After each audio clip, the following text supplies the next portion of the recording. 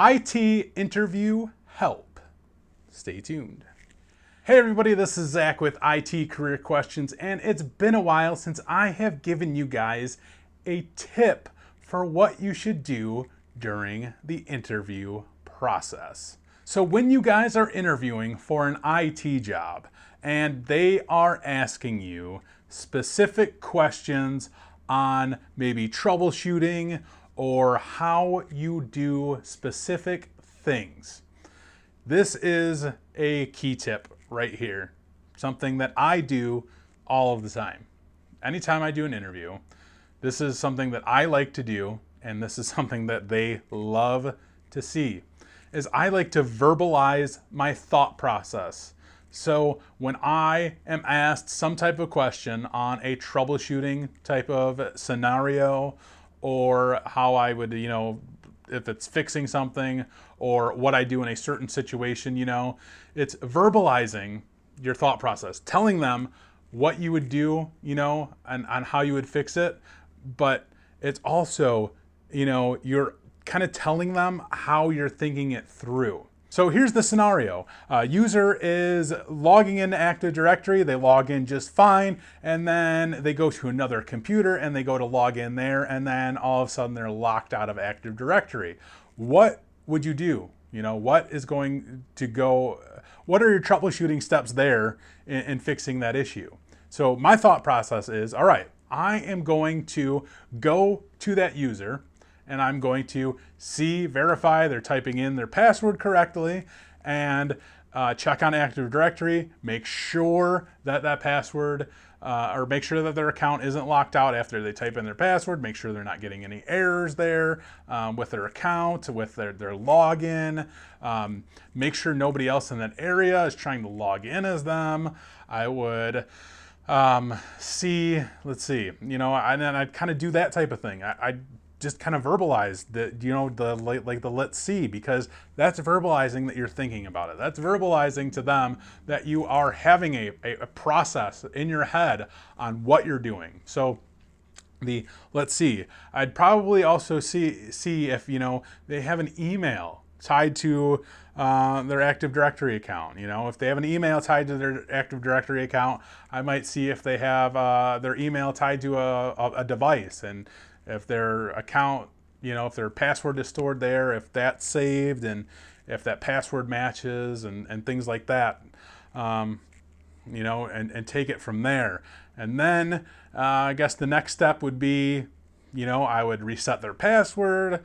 If they do have an email tied to their Active Directory account, I would probably remove ActiveSync from Exchange so that it removes, the sync from their device for their email, so that it's not, getting screwed up there.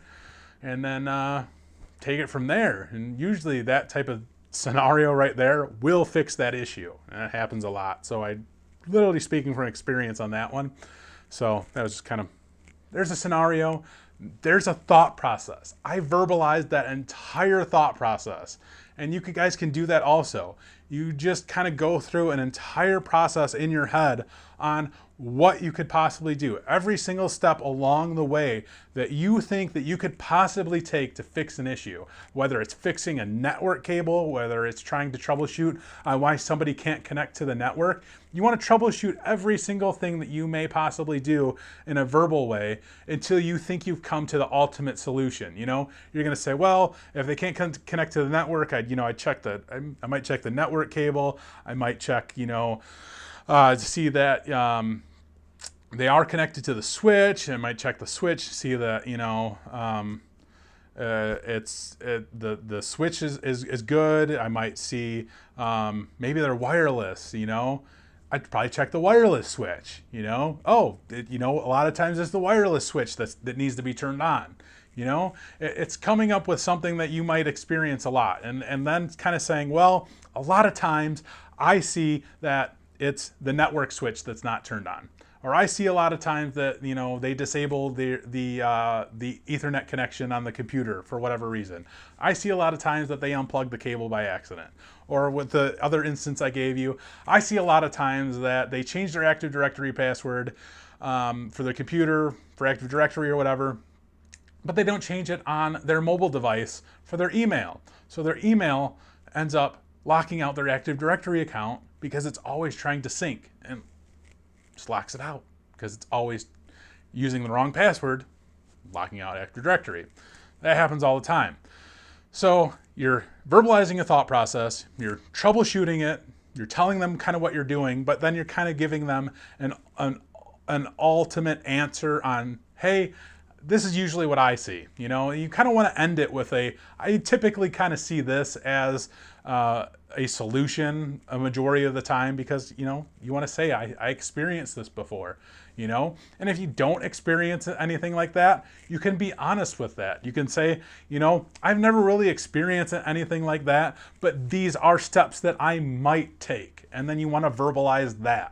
You know, but be honest. Always be honest during an interview. And I've talked about that before. Honesty is key because they're going to know if you're not honest about it. It can tell. A lot of people can tell when you're not honest, especially when you're going to try to verbalize troubleshooting steps and you don't know what you're talking about. It shows through. And it shows through time and time again. So be honest, verbalize your troubleshooting steps, and it will definitely help you. It does, you know, help. People like to see that. I like to see, if I ask that question to somebody that I'm interviewing, I like to know how they prioritize their troubleshooting steps.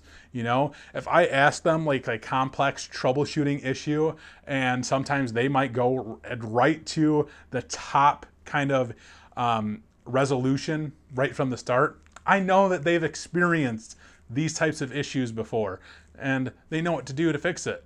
And they might go through some other steps during their troubleshooting, verbalizing their troubleshooting process. And I know that, you know, they've obviously been around the block and they kind of know other things to check if that, you know, number one process doesn't work. So that's kind of a interview tip that I can give you guys on something that always helps. It's always something good to do. So I hope this helps you during your next interview, and good luck during your next interview. And I hope you guys land that job, and I hope it's a great one. And I hope you guys make lots and lots of moolah, because I know you guys love to make that money. So as always, take it easy.